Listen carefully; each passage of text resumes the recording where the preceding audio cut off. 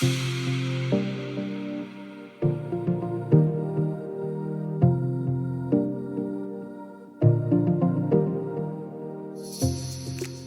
and welcome to GREENFLEET Talks. My name is Kate Armitage and I'm your host for our discussion today. I'm delighted to be joined by Dean Hedger, New Business Development Manager at the AA. Hi Dean. Hello Kate, and hello everyone else who's watching. Nice to talk to you again. You are a regular for us on GREENFLEET Talks. Absolutely, I'm pleased to be here again.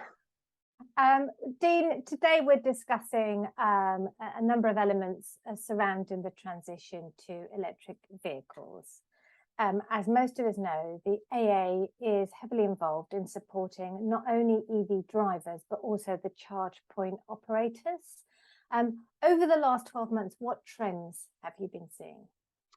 I think we've seen the expansion of the service that we provide growing into a number of our different business channels. So whilst we've got the capability of the guys at the roadside who have now been trained up to, or the patrols at the roadside, or guys and girls, I should say, who have been trained up to level 2, high voltage standard. We've also seen the growth of the charge point support service that we have through our assist team. We've seen evolution in our insurance product. We've seen evolution in our driving school with electric vehicles being put on the road now. We're increasing the sales of electric vehicles through our AA Cars team as well. And those last 12 months have seen lots of business streams within the AA get more involved in the EV proposition, and it's different guises that it presents for us. That's really helpful, Dean. So electric vehicles become ever more intertwined in all parts of the business. Absolutely, yeah, absolutely. So, well, I think we can all agree that the road to zero emission transport is not an easy path, and there are a number of challenges that we're still facing. Something that has been happening for about 12 months is this ongoing issues with the supply chain for new electric vehicles. So what we're seeing is delivery times out as long as 12 or 18 months still. What problems is that raising for the industry, and how is it going to resolve itself? From an AA perspective, we've seen organisations coming to us for roadside cover, where previously they would return vehicles on a fairly quick time scale. They've been having to keep hold of vehicles for longer, and vehicles are maybe going out of the cover that they receive when they buy those vehicles from new. Right. So okay. Quite a lot of smallish hire companies. I say small, there's still fleets of thousands, but they can't flip the vehicles around in sort of 6 to 9 months like they would in the past. So we've seen a big increase there from the roadside, but also I think reliability for operators on vehicles, and those vehicles having to be kept for longer presents a downtime risk. It means that you could get increased breakdowns as the vehicles get older. And we've also seen SMR requirements increasing on these vehicles, because some of them are hitting dates for MOTs in their 3rd, 4th and 5th years that they might not have budgeted for. And also they're getting further into their service schedules that was probably initially planned when they first acquired those vehicles. Yeah, I understand. I hadn't really thought about the breakdown element, but of course, it's all part of this. The vehicles are older than they ever anticipated they would be. So there's unforeseen costs that they're now facing. Yeah, no, absolutely. Not great. When do you think that this challenge with the supply of electric vehicles in particular is going to be resolved? Oh, that's a question, isn't it? When do I think? Speaking personally on this one, because I think that hopefully next 12 months to 2 years, but I do think it's some time away. from all the industry information that I can see and pick up, there does seem to be a normalization or a bit of movement on used car values at the moment, sort of starting to travel back down to more normal levels, which, you know, could be an indication that supply is improving, because their values have been increased significantly because there's no new vehicles coming through. So the demand for vehicles has shifted to used, forcing the prices up. But I think there's a lot of things that need to happen together to make the difference. And I think, like I said, it's probably 12 months to 2 years to really get back to where we were. Yeah, I mean, there's quite a lot of factors that have led to us being where we are, and equally demand for these vehicles is growing. So it may be that once an OEM thinks that they've nearly reached it, then the waiting times go out again because there's another surge in demand. Yeah, and the OEMs are committed to producing electric vehicles, but these problems aren't exclusive to them. You know, it's the chip issue, and the things like the wiring looms was an issue from the war in Ukraine. There's so many things need to change to get everything back on track. Or if alternative plans are being made now, then there is some time for those to come to fruition. Yeah. You know, whilst the other problems are still. Yeah, it's not going to be fixed overnight, definitely.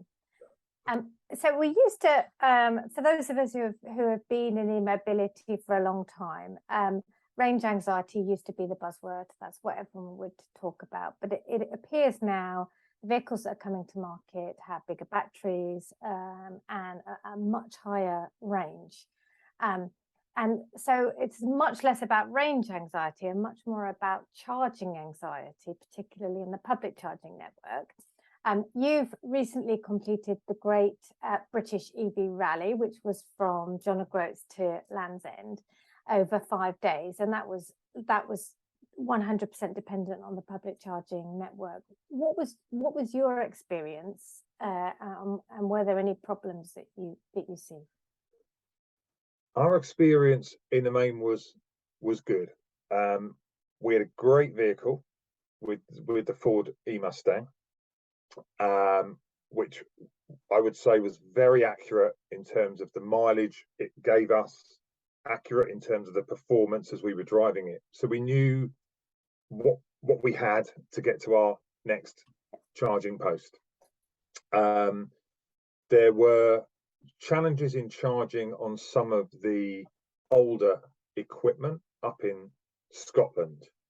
So it just seems some of the much older charge-based Scotland network did give us some problems. It wasn't unique to us either. You know, it seems old computers talking to brand new computers can sometimes be problematic, and you would get charges starting and stopping periodically. But we made sure we had a plan to cover the long journeys, to ensure that if something didn't work, then we knew where the next charger was, and we could move on to that. We're also careful to stagger our journeys with other drivers. It was interesting because the team at GREENFLEET were providing us with data through the drive of who was kind of where and when, so we could see any pockets of vehicles gathering at different charge sites to make sure that we kind of kept moving and we could get on chargers when we wanted to try and avoid that charge anxiety. Right, that's quite interesting. I mean, clearly the rally itself was exceptional, and the fact that GREENFLEET were able to provide that view of where the clusters of vehicles were. There's nothing like that I'm aware of that's available for the public charging network. No, there are apps, aren't there, that take feeds from the networks that will give information on whether a charge post is live or not, whether it's got someone on it or not. And I think absolutely you've got CPOs provide that information as well to different degrees with, you know, their websites and apps. So you get live data, but what you don't get is this sense of whether other cars are waiting to use it. No, absolutely. And I have had, you know, from personal experience, particularly on the motorway network. Yes, you can get a very accurate view. There are 4 chargers and they're all in use. But when I've arrived, actually, there's 4 other cars already waiting ahead of me. No, exactly. We had that. We had that at, coming out of London. We knew we would, on the way to Bristol, we knew we'd have to charge pretty soon after getting out of London, and there was a lot of congestion at Reading services where we tried to stop there. Everything was working fine, but it was a good example of where more chargers would definitely be needed. We definitely need more chargers, and I also just want to kind of pick up on your first point, which was around some of the older charge points and in Scotland, and the legacy charge points are always going to be a challenge. You know, legacy brand new today will be legacy in 8 or 10 years time. So it is probably worth saying that this is not a slight on Scotland. Actually, what it's reflecting is the fact that Scotland put their rapid charge network in before England, England and Wales, and therefore they're the first to come to this legacy hump, if you like. And you find they work fine on some vehicles, some older vehicles, you know, different brands. They're all behaving slightly differently. But that it wasn't enough of a problem to not have an EV. There was still plenty in the area that would be working, and that's what we found, because we were going on a long journey. We'd mapped and planned the journey carefully, which is what we would recommend at the moment to any EV drivers going on a long journey. And definitely have a plan B. You know, don't run the battery down to 4% without a plan B. No, and you know what? At the moment, with like we say, with the sort of charge the charge anxiety forming, and people worried about people waiting on for chargers, charge to 80% where you can and keep moving. You know, most of the vehicles will get to 80% in the quickest way. The final 20 will take a lot longer, so just get to 80 and keep going. We all have a duty to clear that charge point as quickly as we can for the benefit of the car that's down the road, or potentially someone who's even already waiting. Absolutely. So slightly different question then, Dean. I mean, the uptake of electric vehicles within fleets is growing dramatically, which is fantastic news. But there are still fleets that haven't got their net zero plan, or indeed don't know how they're going to transition to zero emission vehicles. What advice would you give those fleets? I think at the moment, be aware and do your homework on what grants are still available for businesses, for sure. You know, especially when it comes to installing charge points via workplace charging schemes. So for plug-in vans and trucks, it's key to understand what's available.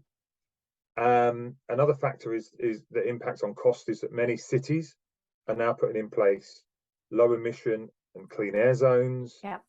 You know, these can result in additional charges if your vehicles don't comply.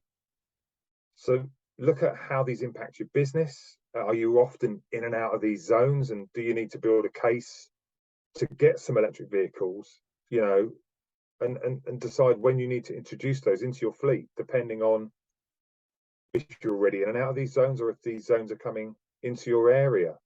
You know, you might only have a small number of older vehicles that go in and out that need to be replaced, or you might need more EVs to go in and out and save you the costs that you might be incurring.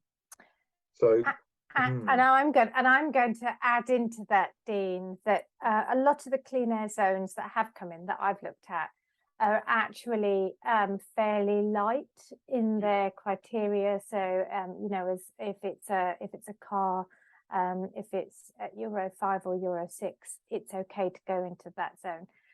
But that's just a starter for 10. Exactly. And over the coming few years, that criteria is going to get stricter and stricter. So if you buy a brand new diesel vehicle that's compliant today, within its life, it may no longer be compliant. So again, this is more about unforeseen cost that comes towards the end of the life of that vehicle. Yeah, absolutely. And I think it's about as well, you know, looking at the current fleet you've got, working out where a cleaner emission vehicle could be introduced, understanding what powertrain might be the best that works for the application that that vehicle goes through, but also keeping all your fleet regularly maintained, Yeah. operating as efficiently as possible whilst you make that transition. It's the best you can do on that, I think, on that journey to net zero. Yeah, Definitely. yeah, it's good advice, isn't it? Don't take your eye off the basics of, you know, maintenance and servicing. So Dean, the last, I'm going to give vans the last word in this expert panel. So Or we've E-vans, seen, should we say E-vans? well, we've seen great progress in the take up of electric passenger vehicles, particularly for battery electric. But on the van side, it has been slower. So New Automotive, their July statistics showed that of all new van registrations, 5% were electric and 93% were still diesel, which is a bit disappointing. So why is vans slightly behind the curve, and how can that be overcome? Yeah, they are, and I think it's because you've certainly got the supply chain issues, but do you know what? That affects both fuel types. But in terms of, I think, what you've got with cars, there's very much a very simple like for like replacement that's gone on, and the ranges of vehicles have increased significantly. And with some brands, there's almost the EV available across all the different. Okay, so this is vehicle choice. When you say range, yeah. Where and I think that with the vans, that has been slower, definitely. You've got, you know, I think certainly people are wanting to adopt EVs, but with the van being the tool and the workhorse, there's more impact if they get it wrong. Yeah. So it's about ensuring that that vehicle is able to do exactly what you need it to do, and I think the different uses and applications by fleets and the different sizes of fleets play a part in the vehicle selection, because excuse me, a smaller, more flexible fleet that has less regular journeys might be able to introduce something cleaner quite easily, whereas a larger fleet with regular journeys, same stuff all the time, could be a bit more stuck in its ways, not for any other reason than the way that it runs its operation. Yeah. It's just, by definition, it's like that. So it's also making sure, I think, as well, and we're very much doing this at the AA, trialing what does come to market, but in understanding that the capability of these vehicles needs to be important to what you want to do with it. So do you want to tow? Do you want to carry heavy loads? It's ensuring that whatever you get on board is able to do that for you. And to some degree, things like payload is very much not the issue it once was, but towing capability and EV vans is still, and it's something that we're very much keeping an eye on as the models come to market. Yeah, it is. It's very challenging, you know, for your own business, not just the wider market. No, absolutely. Well, Dean, that is about all we've got time for. It has, as always, been a pleasure talking to you. So thank you very much. Thank you, Kate. It's flown by as always. As always. I would also like to thank the AA for joining GREENFLEET Talks. And of course, thank you for watching. Please tune in to GF365 again soon.